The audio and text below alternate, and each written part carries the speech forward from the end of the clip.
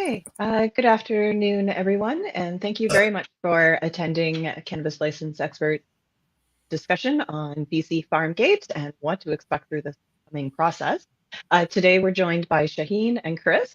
Shaheen works with Cannabis License Experts and Chris from CBS Security. Shaheen, would you like to introduce yourself and give a little overview of your expertise? Sure thing. Thanks, Marie. Hello, everyone. Good afternoon, good morning if you're more on the west side.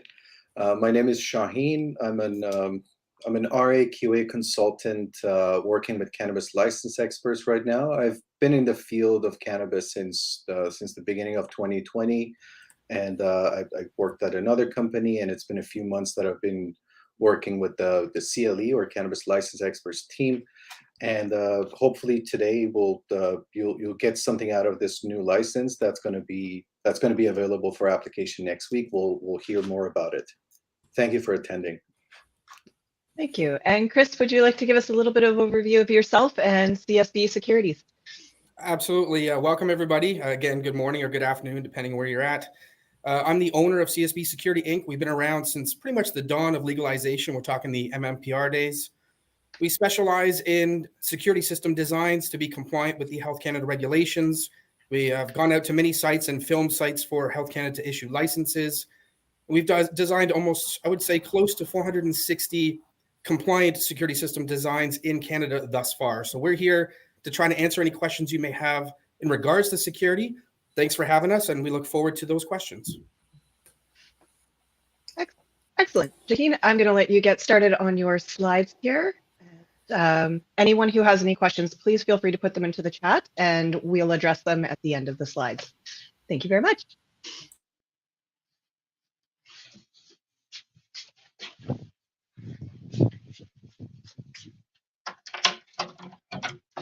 Hello.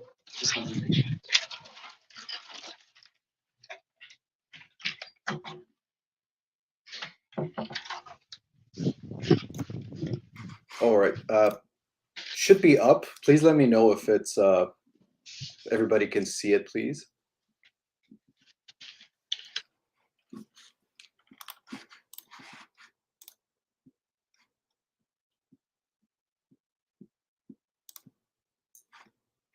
Okay.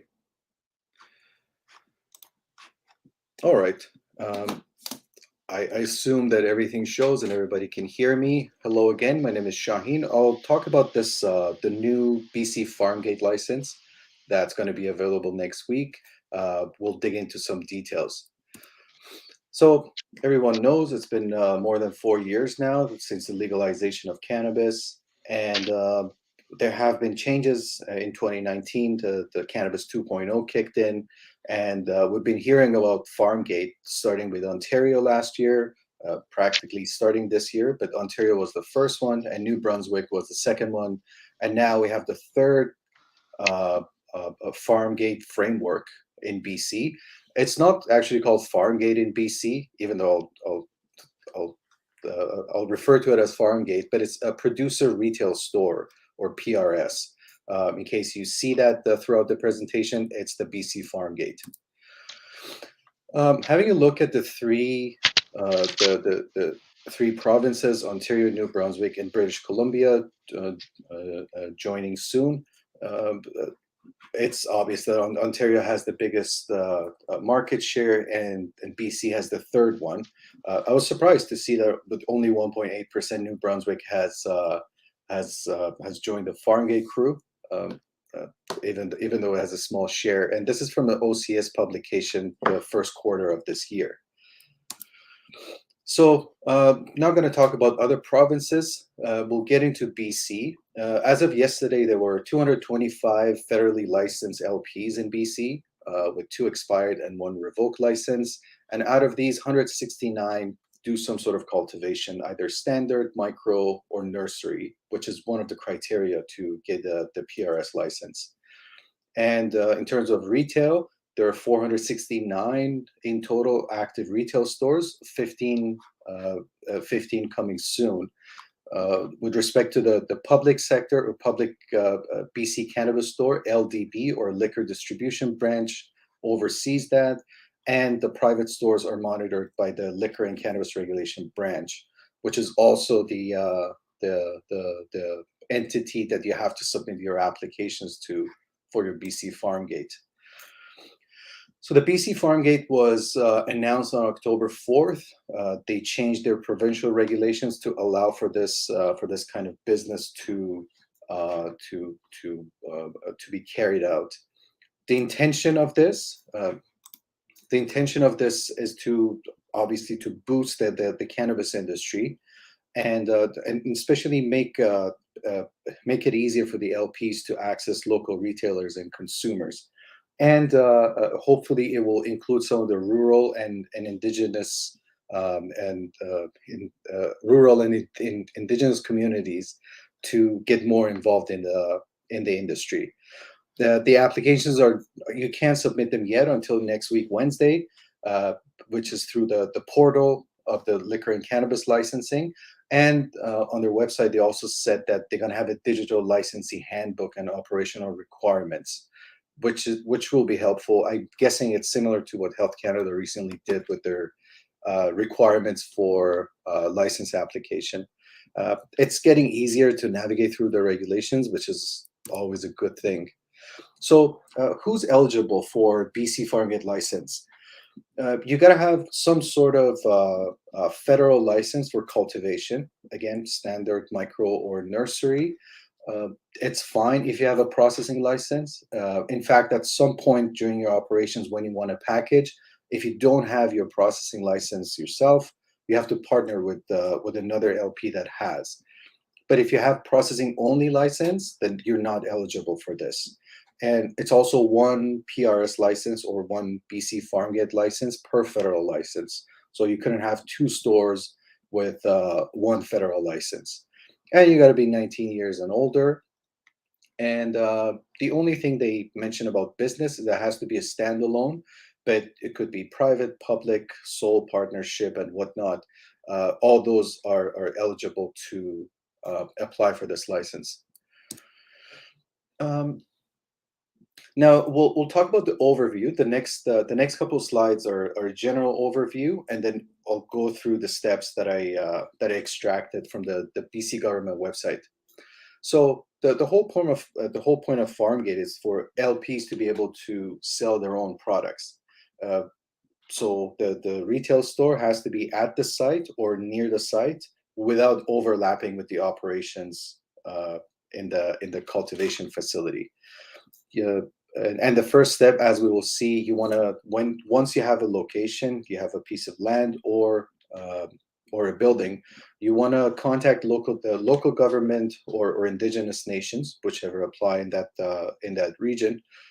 So you can make sure that they're okay with it in terms of proximity to school, libraries, and other places that they've set. And once you submit your application, the LCRB general manager consults the local government or indigenous nations for approval or rejection.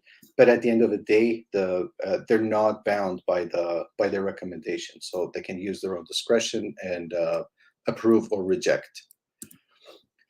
The fees. Application fee is the $7,500. Your first year licensing fee is going to be $1,500, and every year that you want to renew it, moving on, it's going to be another $1,500. And as you know, like other cannabis licenses, whether federal or other provinces, generally not refundable unless you submit something by error and something happens that is fully out of your control. But if you pay the fees, and as it turns out, the local government is not on board with your plan, that's not good grounds for a refund. So this is a very general overview, and I apologize that the slide is a little too cluttered with text. But essentially, what you need is that you have to show that you have a business. So you have a business number. The CRA has issued a 9-digit number for you. You have your federal license. Federal license number issued by Health Canada. You got to be a business in BC, so you need your business BC ID. I hope I'm pronouncing it right. I've been saying BC ID. Store name and location. In case you don't have, in case it's a rural place, you might not have address, so you need your parcel identifier. And like other licenses, both the applicant and all the directors, shareholder, partners, whoever has interest in the license and have their name there, they go through both financial check and security checks. And during the application, you also have to declare if you or your partners have any active cannabis license or have applied for another one. So everything gets crystal clear in the process. So let's go through the steps. Again, as I said, I took this information on the BC government website. It's nicely put together. I didn't include everything because it would be too cluttered, but because they had numbered the steps, we can go through them. As you will see, as we get towards the end, it's not exactly a linear process. There's some overlap in terms of what you can do, but let's see what we can do. Let's see what we can learn from this. So your starting point, again, is going to be your local government. Once you have a candidate land or building, you want to talk to them and to make sure that they're on board with it. Anything with facility, building, construction, renovation, licensing, permits tends to be a bottleneck in all application processes. So you want to start with this and get it out of the way. We'll see that again. Another bottleneck is when you're dealing with the physical location in step 4. Step 2, you want to make sure that you have all these things in place. So you have a full street address and or parcel identifier, the PID, and you want to make sure that you either buy the place or lease it, and you can show all the documentation that you have access to this facility or to this business legally. In case you find a place that's considered in the ALR, agricultural land reserve, you gotta. There might be some considerations depending on how big it is, which one it is, and whatnot. Again, you want to double check these things before putting the documents together and paying the fees. Similar to other licenses, again, you have to do a financial check, a financial background check, or financial integrity. There's a 5-page form that you fill in. This is just the first page, and again, it's going to be for the applicant and all their partners and shareholders and whatnot. So it will ask for your financial information, tax information, and starting funds, and in case you carry any debt, you also have to declare that. Step 4 has a few items that we're gonna go through. So your store has to be a self-contained business, and when it comes to your application for the store, the physical store, you need to submit your floor plans, site plan, photos of the exterior, proposed store name and signage, and also you have to show that you have a secure storage planned. When you pick your name, any branding and signage, it goes through LCRB, but they don't grant any intellectual property. So it's all on the applicant to make sure that the name is unique enough and it conveys the message that they want to convey. And the floor plan and site plan also show if the facility, or if I keep saying facility, but I really mean the retail store. If the retail store shares any spaces with other businesses. As we will see, there are some restrictions in terms of in that term, and that they specifically ask for high resolution PDF, so something that they can zoom in and see, whether it's the cash register, the wall, the socket, whatever you want to show on the map, or on the plan rather. Storage. Again, you're dealing with cannabis, it's regulated. You have to have a separate secure storage for your products. It cannot be shared with any other businesses, including your own federal cultivator facility.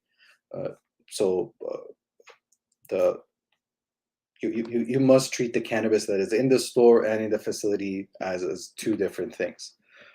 And any time that you submit any floor plan or site plan, you must show that how you're meeting all the criteria, either on the map or in a separate security plan of some sort, which Chris can talk about more. So with the floor plan, again, you got to show everything. You got to show all the doors, front door, back door, side door, the sales area, where the shelvings are going to go, the cases where you want to show the product, and location of the cash registers. Basically, anything that happens in that store has to be divided and cleared in terms of who goes where and what's being done.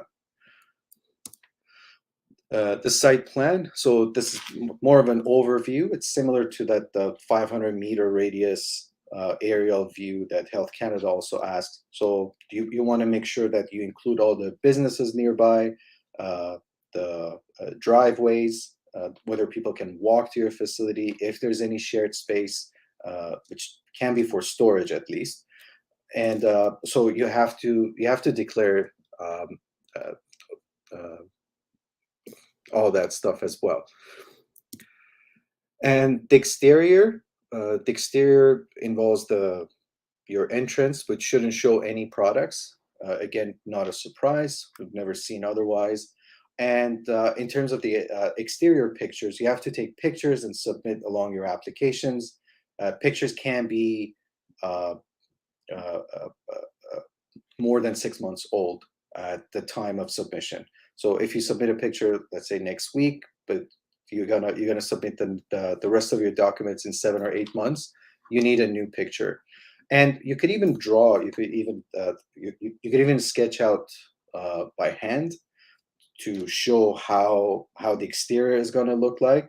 But at the end of the day, by the time you're ready for inspections, which we will get to, hopefully everything will be in place, because that's the second last step before ordering and getting your inventory.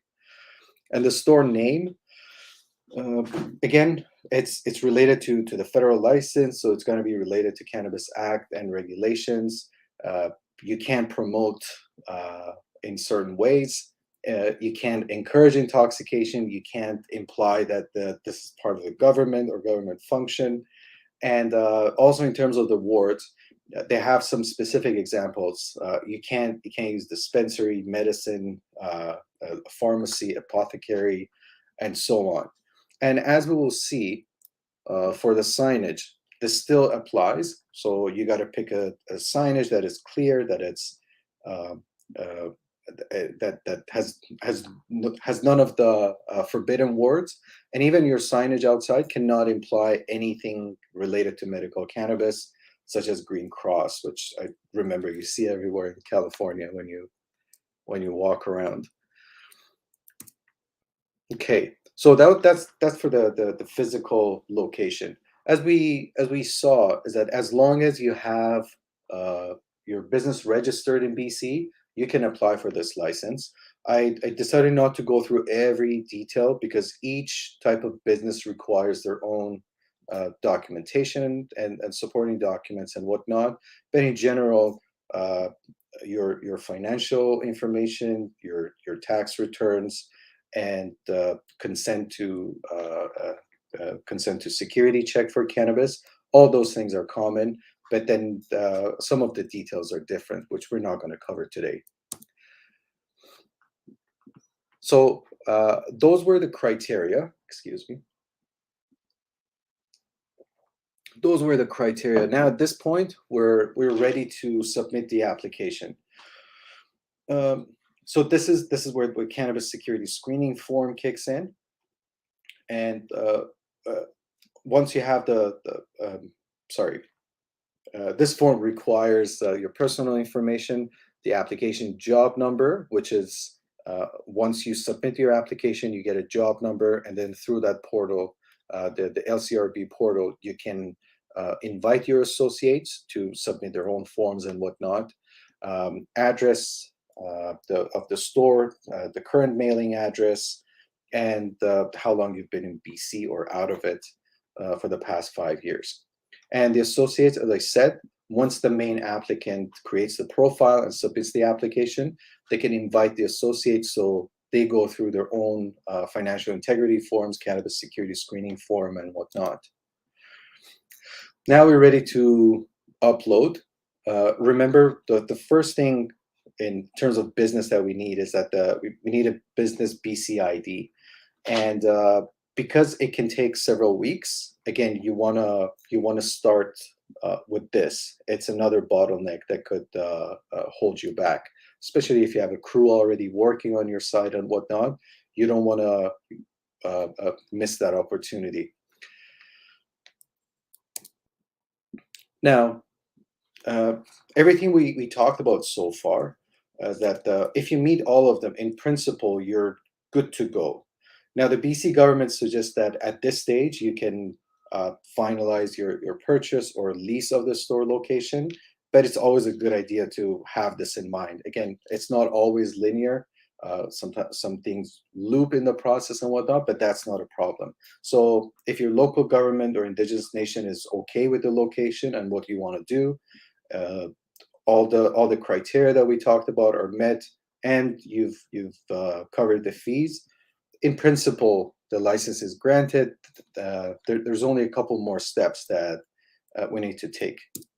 So the next steps is that about security. Again, Chris will have more to talk about this, but in terms of the security system design and installation, you want audible alarm system, intruder alarm system, fire alarm, and the entrances all must have locks. And in terms of camera, you wanna capture the sales area, storage area, and interior and exterior, all entrances and exits. Pretty much the whole the whole store must be covered. And now, once you have your building ready, your signage, branding, name, your security requirements are met, the fees are paid, everything's good to go. You don't have inventory yet because you can still order. And in fact, when you request an inspection, you can't have any inventory. You can't have any products on site. The inspector will check everything that we talked about. They will go through the terms and conditions with you.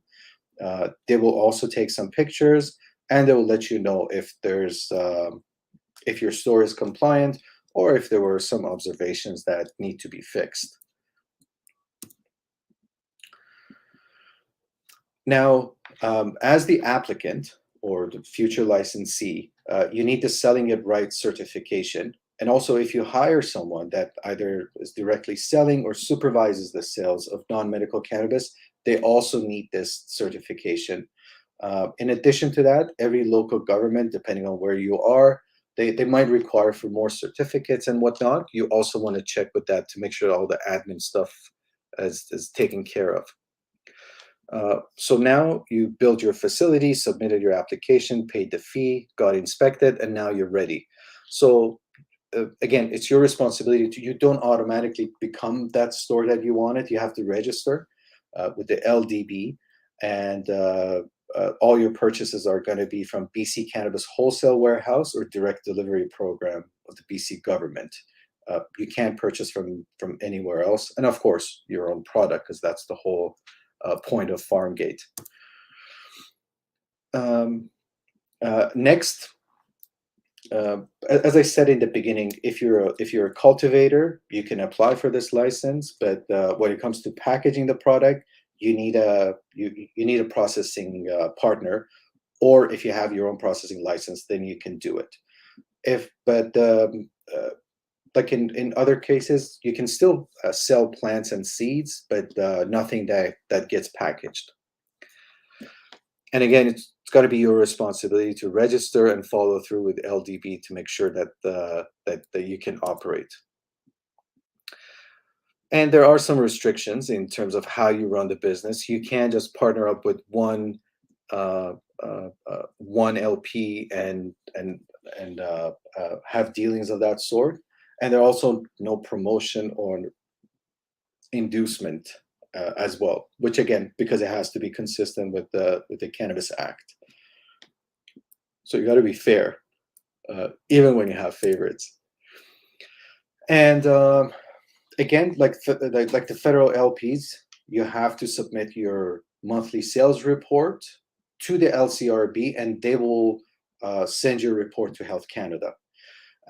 So it's a good idea, aside from what we covered, to look into different software, different platforms that can handle that monthly a monthly report.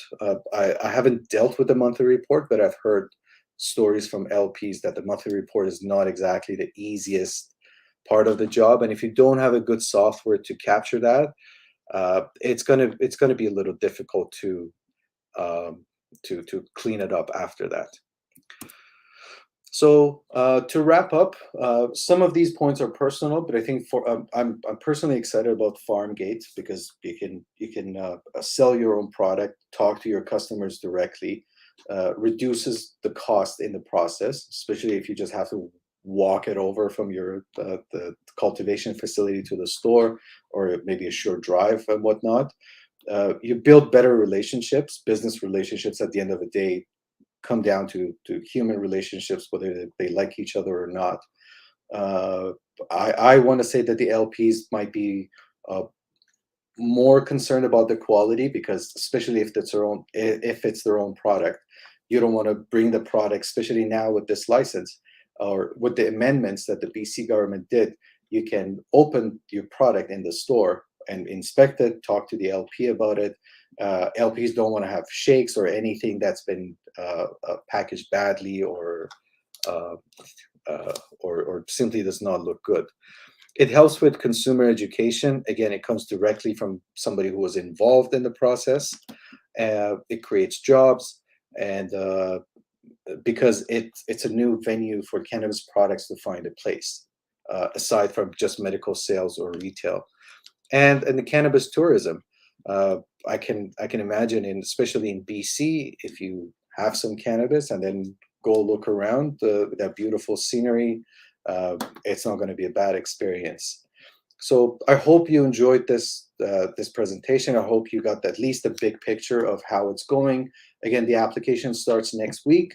And if you have any questions now or later, and anything RA, QA related, business solutions, please contact us, and we'll try our best to help you. Thank you for listening, and have a good afternoon.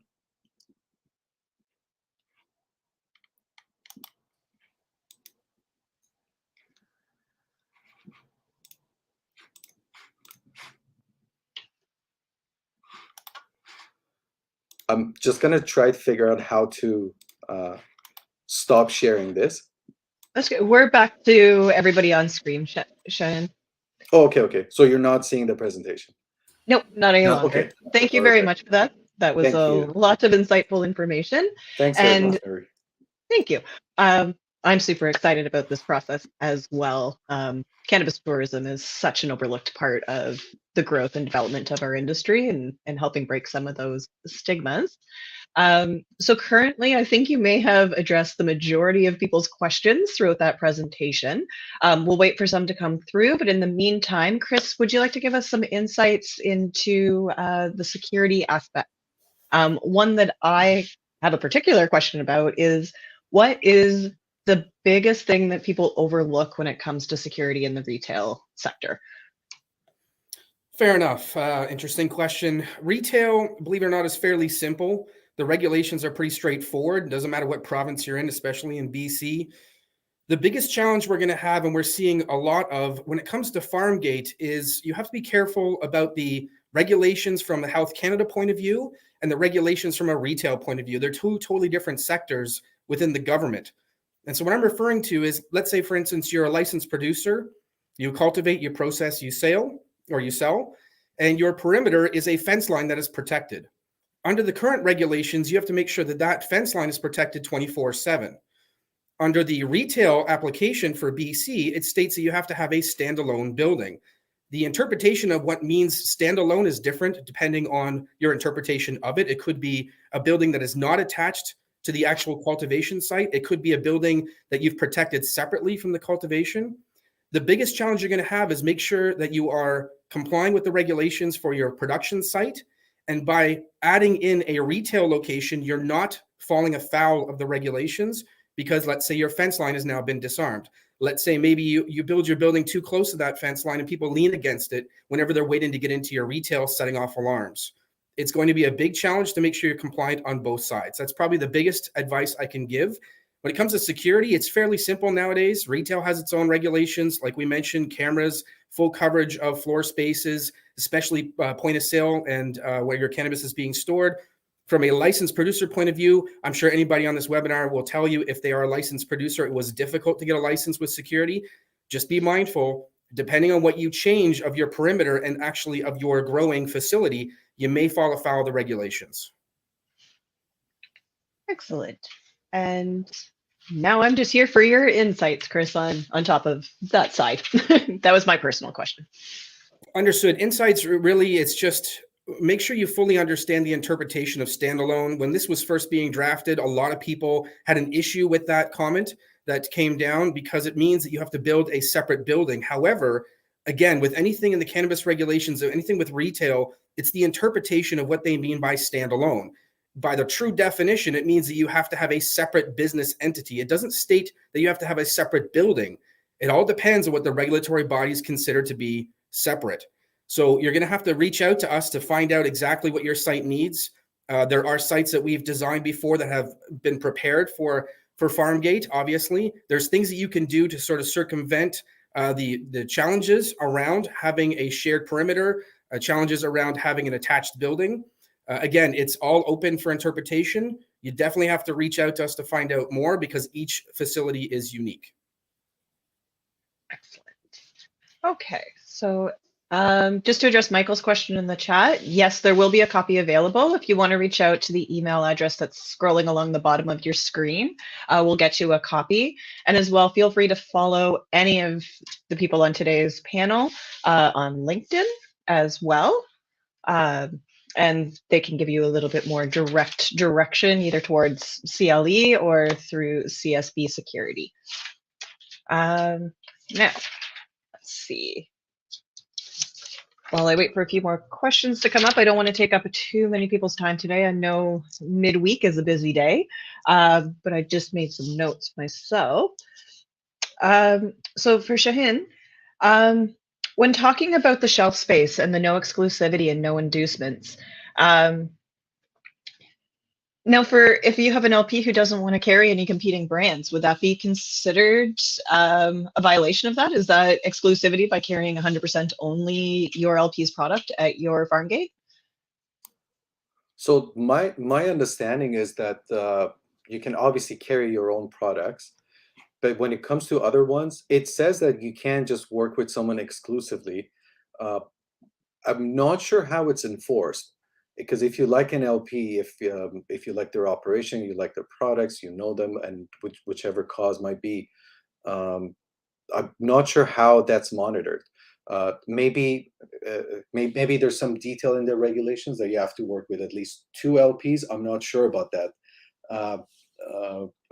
But it's I'd seen that in Cannabis Act as well. So when it comes to enforcement, I'm not sure how that's monitored. I can look into it, actually. It's an interesting question. But I have a feeling that such a store ultimately would end up with maybe 3 or 4 LPs that they work with, and then other LPs that are interested because they see the store is up and running. They would come and talk, maybe, again, no promotion, but maybe they can have some shelf space. I guess at that point, if the store owner doesn't, if they have 10 visitors and out of the 10 they have rejected 9 or 8, maybe that could raise some red flags. That's my understanding of it. Not sure how how it works in the once it's up and running. Okay. Sorry about that. No, that's okay. This is all a Wish I very knew new more. process, so we're going to be Mhm. getting more information over the coming weeks as people start getting into this process. Definitely, definitely. And for anybody listening, have no fears. We are with you throughout this process if you are one of our customers, and we will ensure that we're crossing our T's and dotting our I's and making sure that you have the most successful process. If there aren't any questions, I'm going to give everybody maybe another 40 seconds to type one in there if you have any personal ones for either Chris or Shane. And then we can kind of close and Hopefully wrap. not too personal. What's your favorite color? Both of you. These days I'm going with orange. Strong color. Yeah. Okay, so I think between the two of you, we have covered the majority of all of people's concerns. So I just wanted to thank everyone for attending today's BC Farmgate info session. For anyone who would like a copy, as Dylan said in the chat there, we do have it recorded on LinkedIn, and we'll also have an edited copy available for everyone. If you would like a quote for any services, please feel free to reach out. And as well, if you enjoyed today's session, we never say no to a positive review. So thank you all very much for your time, especially Chris and Shaheen. I know you've got to get back to work. You have people depending on you to get them your licenses. And yeah, thank you everyone again for taking, excuse me, getting over a cold, taking the time to be with us today. Absolutely. My pleasure. Thank you. Thank you. Thanks, everyone. Have a good afternoon. See ya. Take care.